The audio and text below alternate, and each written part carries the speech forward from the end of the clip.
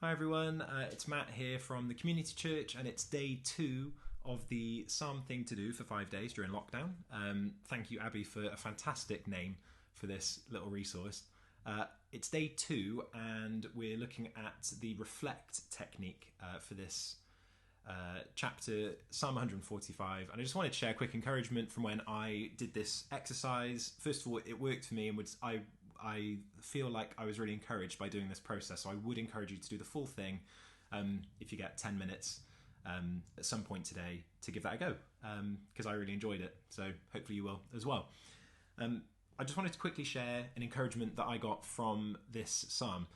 And it was when I had to look at the key word that stood out to me, and then to ask the question, what does this say about God, and what do I need to do as a response to that?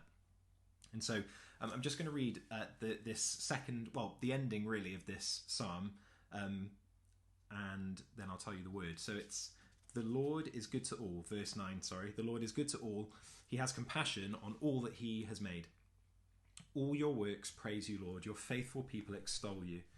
They tell of the glory of your kingdom and speak of your might, so that all people may know of your mighty acts and the glorious splendor of your kingdom.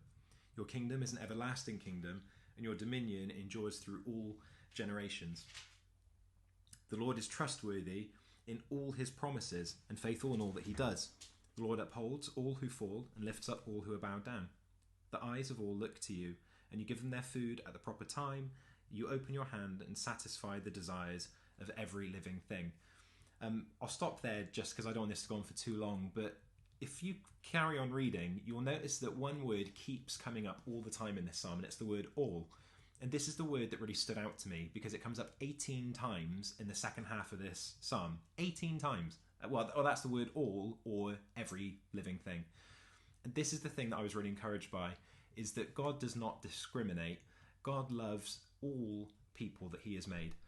And I think one thing that I'm really grateful for about the Black Lives Matter movement that's become very prevalent in the news over these last few weeks, and rightly so, is this reminder that we cannot discriminate, that all people should be loved and welcomed and accepted. God made us that way.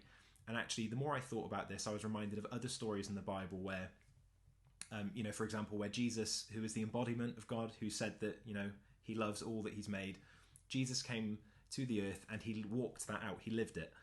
So, for example, when he went to the temple and he got angry when he saw that there was a system set up to exploit people and stop them from accessing God, he was angry about that, and so he kicked off.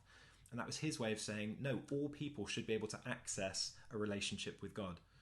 Jesus' last words, one of the famous 7 sayings of Jesus on the cross, was, Father, forgive them, for they do not know what they're doing. So even as he was dying and being killed by Roman executioners, accused by very religious people at the time, he said, Father, forgive them, they don't know what they're doing. So Jesus was even able to love his enemies to the very end. And so that's my encouragement from this chapter, to love all people unconditionally, regardless of who they are, where they're from. That's my challenge for this week. Hopefully it's a challenge for you as well. Do this reflection practice with the psalm, and I hope and pray that it will bless you the same way that it's blessed me. Good reminder. Love all people, because that's what God says to do.